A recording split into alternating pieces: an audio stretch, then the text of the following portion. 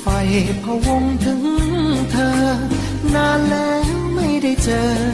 โอ้เธอที่อยู่ห่างไกลอยากไปหาแต่ภาระยังมากมายแล้วเธอเล่าห่วงกันไหมยอดดวงใจพี่ชายคนนี้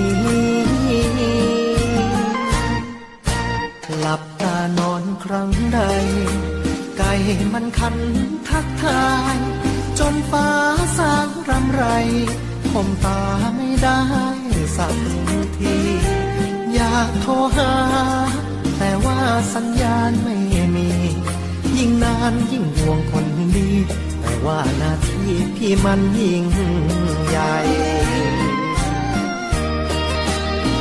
ส่งไปได้เพียงสัญญาณความรักส่งไปด้วยความแรงมากที่รักจะรับได้ไหม 4G 5G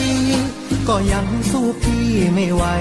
ส่งมาจากสุดขั้วหัวใจส่งไปให้เธอคนเดียวหลับตานอนไม่ลงไฟพะวงเสียจังยังรักเธอไม่จางพี่ยังรักมันกลมเกลียวหากว่าน้องเปิดใจรับรู้แน่เชียวสัญญาณรักจะแน่นเหนียวส่งตรงคนเดียวไม่ล้มไม่ขาด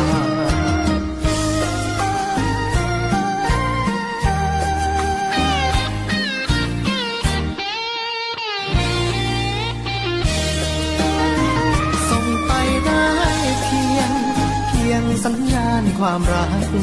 ส่งไปด้วยความแรงมากที่รักจะรับได้ไหม 4G 5G ก็ยังสู้พี่ไม่ไหวส่งมาจากสุดขั้วหัวใจส่งไปให้เธอคนเดียวหลับตานอนไม่ลง